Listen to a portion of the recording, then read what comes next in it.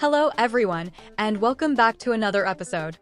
I'm your guide to mastering the English language, and today we have an exciting and incredibly practical topic to discuss. We'll be diving into the art of negotiation in English.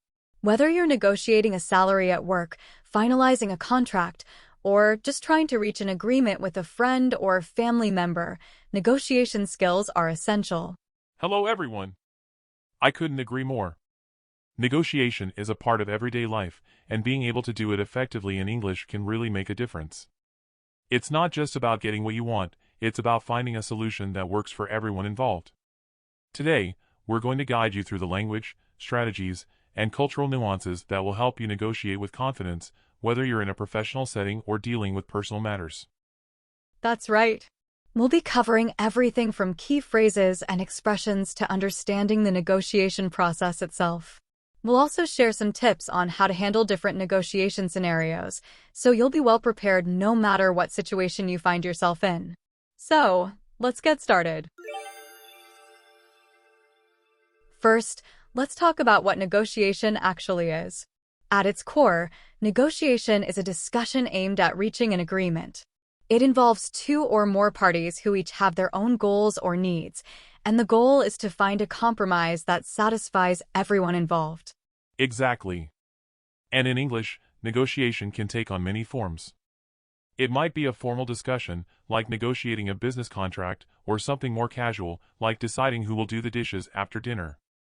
Regardless of the context, the principles of negotiation are pretty similar. You need to communicate clearly, listen to the other party, and be willing to compromise. One of the key things to remember is that negotiation isn't about winning or losing.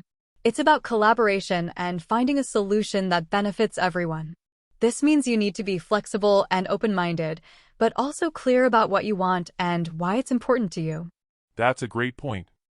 And when you're negotiating in English, it's important to be aware of the language you're using. You want to be assertive, but also polite and respectful. This can sometimes be a tricky balance, especially if English isn't your first language. But don't worry, we'll help you navigate that balance with some key phrases and strategies. Let's dive into some of the key phrases and expressions you can use when negotiating in English. These phrases will help you express your needs clearly while also showing that you're open to compromise. One of the most useful phrases you can start with is, "I would like to discuss." For example, "I would like to discuss the terms of this contract," or "I would like to discuss my salary." This phrase is straightforward and sets the tone for a serious, but polite, conversation. Another important phrase is, "Could we explore some options?" This shows that you're open to finding a solution that works for both parties. It's a great way to keep the conversation collaborative, rather than confrontational. If you're asked to make a concession or compromise, you can use phrases like, "I'm willing to consider that, but," or "I understand your position, however." These phrases acknowledge the other person's point of view, while still making it clear that you have your own needs to consider. And if you need a bit more time to think, it's perfectly okay to say, "I'd like to take some time to consider this." This shows that you're taking the negotiation seriously and that you want to make a thoughtful decision. Finally, when you're ready to close the deal, you can say, "I think we've reached an agreement," or "Let's finalize the details." These phrases signal that you're ready to move forward and put the agreed-upon terms into action. These phrases are all about maintaining a positive and respectful tone throughout the negotiation process. Remember, the goal is to reach an agreement that works for everyone, and the language you use can help set the right tone for that outcome. Now that we've covered some key phrases, let's talk about strategies for successful negotiation. One of the most important things to keep in mind is preparation. Before you enter into a negotiation, make sure you know exactly what you want and why. This will help you stay focused and avoid getting sidetracked by emotions or unexpected developments. That's right. And part of being prepared is doing your research. For example, if you're negotiating a salary, make sure you know what the typical salary range is for your position and experience level. If you're negotiating a contract, make sure you understand the key terms and what's negotiable. Another important strategy is active listening. This means really paying attention to what the other person is saying, rather than just thinking about what you're going to say next. Active listening helps you understand the other person's needs and concerns, which in turn helps you find a solution that works for both of you. And don't forget about body language. In any negotiation, nonverbal communication is just as important as what you say. Make sure you're maintaining eye contact, nodding to show that you're listening, and keeping an open posture. These small gestures can go a long way in building trust and rapport with the other party. One more strategy to keep in mind is to stay calm and composed, even if the negotiation gets tough. If you start to feel frustrated or overwhelmed, take a deep breath and try to refocus on your goals. Remember, it's okay to take a break if you need to gather your thoughts. And finally, be willing to walk away if the negotiation isn't going in your favor. Sometimes, the best decision is to take a step back and reassess your options. Walking away doesn't mean you failed, it just means you're taking the time to find a better solution.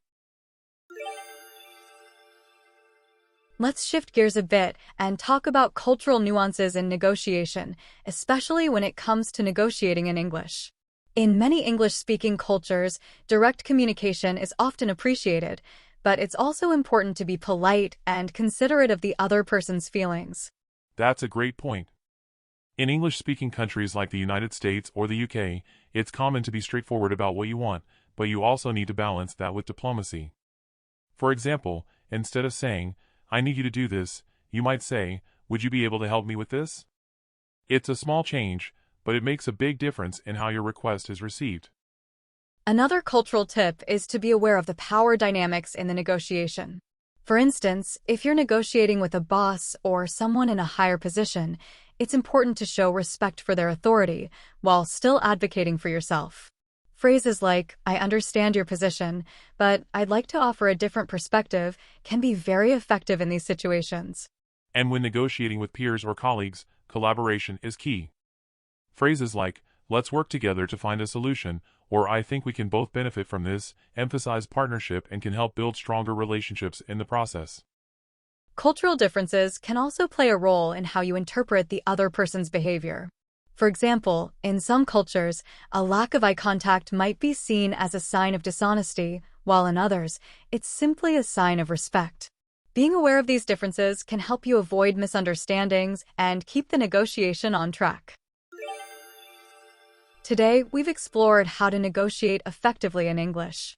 We covered key phrases that will help you communicate clearly, strategies for staying focused and calm, and the importance of being aware of cultural nuances. Whether you're negotiating a salary, a contract, or just trying to reach an agreement with a friend, these skills will help you navigate the process with confidence. And remember, negotiation isn't about winning or losing, it's about finding a solution that works for everyone. By approaching the process with empathy, respect, and a willingness to collaborate, you can achieve great results and strengthen your relationships in the process. In our next episode, we're switching things up with something a bit different, a motivational story that's sure to inspire you. We'll share a real-life tale of perseverance, highlighting how someone overcame challenges while learning English and achieved their goals. It's a reminder that no matter where you start, with determination and the right mindset, you can accomplish anything. This episode is all about finding the motivation to keep pushing forward, no matter how tough the journey might seem. So, be sure to tune in. And if you found today's episode helpful, don't forget to subscribe to this channel so you never miss an update. We'd love to hear your thoughts on today's topic, so feel free to leave a comment below. See you in the next episode. Thanks for joining us today. Remember, practice makes perfect, so don't be afraid to use these negotiation tips in your daily life. We're here to support you every step of the way. Please hit the like button and share it with others who might benefit. And if you have any questions or topics you'd like us to cover in future episodes, we'd love to hear from you, so your feedback is really important to us. Take care, and as always, happy learning. You're doing great. Bye, everyone.